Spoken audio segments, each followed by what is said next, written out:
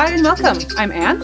And I'm Brenda, and we're from Loving Spoonfuls to Grow project. We hope you're finding some interesting things to do these days in these interesting times we're in. For those who are new to the Grow project, it's Loving Spoonful's school garden-based program. We work with students at 21 Kingston area schools where we explore good food, community, collaboration, and environmental stewardship with close to 900 students every year. Because of present circumstances, we're going to be doing this online. Usually we like to be in person in classrooms and gardens, but today we're going to be talking about seeds, what they are, how they're made, how they're dispersed, and why they're so wild and wonderful. Let's start out with the question, what is a seed? So a seed's basically like a baby plant. Inside the seed we have the embryo, which has all of the information necessary for that plant to mature into an adult. It's surrounded by a food supply, which keeps it going when it's just starting out in life, and the whole thing is protected by a seed coat. So seeds are obviously essential for the environment and for our food system. They're also super interesting and they're really useful to humans. We use them for food. These 3 seeds or grains, for example, wheat, rice, and corn, are responsible for about half of humans' food energy. We also make oil with seeds, we spice up our food with seeds, we perk ourselves up with seeds for all the coffee drinkers out there. And the most important seed of all, does anybody recognize this one? It doesn't grow around here. It's a cacao seed. So this is what we make chocolate out of. So just imagine if we didn't have that seed in the world, right? Seeds come in all sorts of different shapes and sizes. This is the second biggest seed in the world. You probably recognize this as a coconut. A very tasty one at that. The largest seed in the world, for people who are interested, is called the coco de mer, and I've never seen one of those. You can't eat it. All right, so seeds are a really important life stage of plants. How do you think that plants make them? I'm going to give you a clue. It has something to do with pollination. So let's take a closer look at that. Flowers produce pollen, which is this little yellow fluff on the male reproductive part of flowers. That's called the stamens. The pollen has to go from one flower to another in order to fertilize the flower so that it can produce seeds. Now, how does pollen get from one flower to another? Well, there's lots of ways that it can happen. Sometimes it's the wind, like in wheat plants, for example. Sometimes the pollen gets carried with water, but often it's animals that carry pollen. Pollinators, so like bees, like this little guy here, butterflies, hummingbirds, beetles, and bees or other pollinators will be attracted to flowers so that they can eat the pollen or the nectar. And when they go from flower to flower, they've got pollen stuck on them because the pollen is pretty sticky. Now, once the bees go to subsequent flowers, that pollen gets transported down to the flower's ovary. That's where the seeds are made, and that ovary eventually becomes the fruit that we eat. Pretty radical. So once seeds are formed and they mature, where do we find them? Well, we usually find them in the fruit, but let's look at a few common foods that we eat. Here are peas. It's pretty easy to find the seeds in a pea. You break it open, and here are the seeds. You can eat them or plant them. And how about a pepper plant? Has anybody ever seen seeds in a pepper plant? You might have without realizing what it is. When we open it up, all of these white little discs, there's hundreds in there, are all seeds for the pepper plant. So if you guys eat these at home, I encourage you to try planting them and let us know how it goes. You might get some pepper plants for your garden this year. Now here's strawberries, yummiest of fruits. If we open it up, we're not going to find the seeds because they're all speckled around the outside. And here's one more common food I'm going to show you. Now, does this look familiar to everybody? It might not. It's a common garden vegetable, but we usually just eat the leaves in salads or sandwiches, so we don't often see these dried up flower heads or the seeds inside. Any guesses what it is? It's actually lettuce. So the good folks at the Kingston Area Seed Saving Initiative, or CASI, grew these and purposely let them mature so that they could harvest the seeds to plant next year. And it's pretty easy to do. You just crumble a flower into your hand, and there we go. We've got at least 15 or so lettuce seeds there that we could plant to produce lettuce. So, whoosh. Okay, fun fact about lettuce. One lettuce seed produces one lettuce plant, obviously, and that lettuce plant can produce up to 30,000 seeds, which is amazing.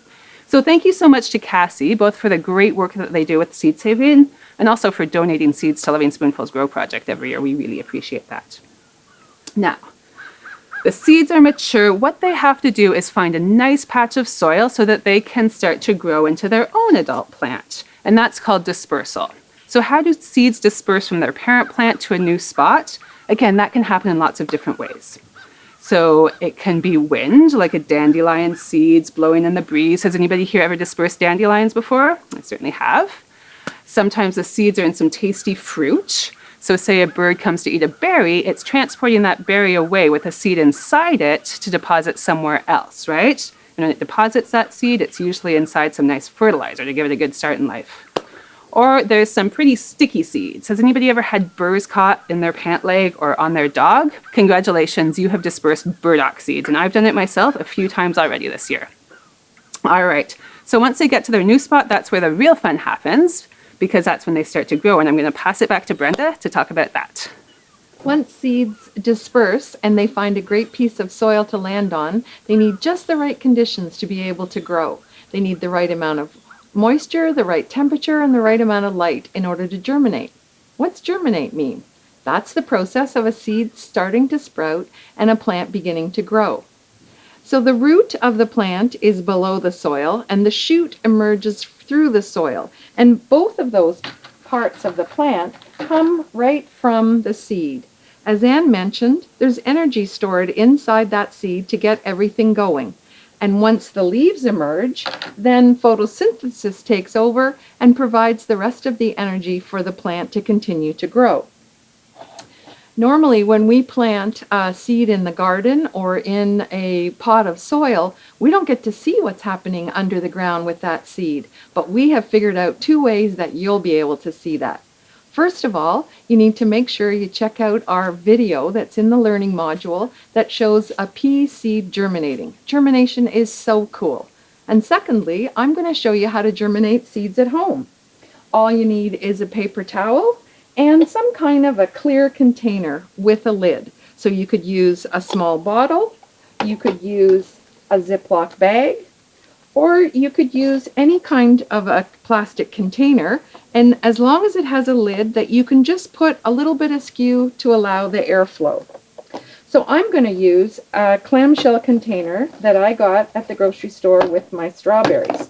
And I'm going to first of all make sure that my paper towel is moist. I don't want it sopping wet, but I want it to be nice and moist. And then I'm going to put my seeds onto the paper towel. I've got some bean seeds here and some pea seeds, because when you first get started with germination, it's great to have a bigger seed so that you can really see what's going on. So then I'm going to close my lid. Now with my clamshell, I've got little air holes right here so I can snap my lid right down.